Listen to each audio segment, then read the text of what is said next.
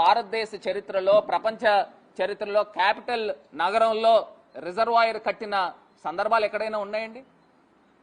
ఏంటండి అసలు ఇవాళ ఒక సెంటిమెంట్ని రేస్ చేసి ప్రజల మనోభావాల్ని వాళ్ళని ఒక మభ్యలో పెట్టి ఇవాళ తీసుకొచ్చి జగన్మోహన్ రెడ్డి గారిని అమరావతికి విలన్ కింద చేసే కార్యక్రమం చేస్తూ ఉన్నారు.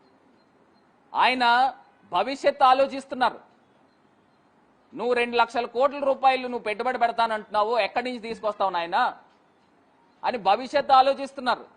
ఆ 2 లక్షల కోట్లు నువ్వు తెస్తే సరికాదు, ఆ 2 లక్షల కోట్లకి వడ్డీ ఎంత అవుతుంది, దానికి ఈఎంఐలు ఎంత కట్టాలి, ఆ డబ్బులు ఎక్కడి నుంచి తీసుకొస్తారు, ఇవన్నీ చెప్పాల్సిన బాధ్యత ఒక ప్రతిపక్ష నాయకుడిగా జగన్మోహన్ రెడ్డి గారికి లేదా అని అడుగుతాను.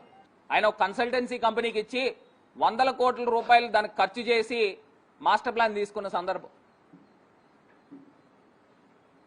మరి ఇవాళ నేను అడుగుతున్నా, ఇదే మీ సామాజిక వర్గము మీకు మద్దతు ఇచ్చిన వ్యక్తులు ఏబి వెంకటేశ్వరరావు కానీ, వడ్డీ శోభనాద్రీశ్వర స్వామి కానీ, శోభనాద్రీశ్వర్ కానీ, లేకపోతే ఆ కల్లూరి రమేష్ కానీ, మీరు ఉత్తమ జర్నలిస్ట్ అవార్డు కూడా ఇచ్చారు ఆయన. వాళ్లే చెప్తా ఉన్నారు ఇక్కడ అంతా జరిగేది అన్యాయం అని. ఈయన ఒక ప్రాంతంలో తీసుకొచ్చి సెంట్రలైజ్డ్ చేసి ఇన్ని లక్షల కోట్ల రూపాయలు ఎక్కడ కేంద్ర ప్రభుత్వం గ్రాంట్లు ఇవ్వకపోగా ఈయన తీసుకొచ్చి సెంట్రలైజ్ చేసి అక్కడ పెట్టుబడి పెడతా ఉన్నాడు. ఆంధ్రప్రదేశ్ రాష్ట్రంలో 6-7 కోట్ల మంది ప్రజలు ఉన్నారు. ఇప్పటికే 3,34,000 కోట్ల రూపాయలు అప్పు చేశారు. కేంద్ర ప్రభుత్వం పెంబసాని మాట్లాడిన మాటలు ఒకసారి చూడండి. ఆయన ఏం మాట్లాడాడు? 50 సంవత్సరాలు పడుతుందట అమరావతి కట్టడానికి.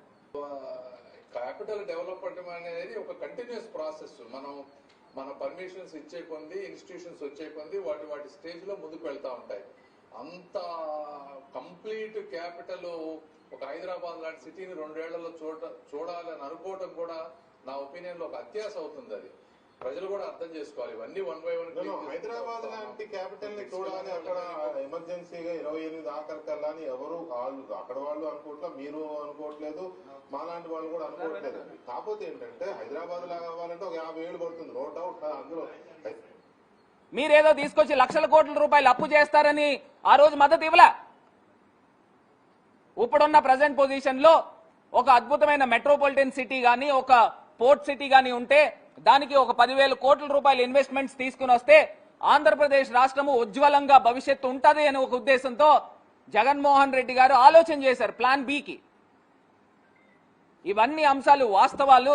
ప్రజలు ఏమీ అమాయకులు కాదు.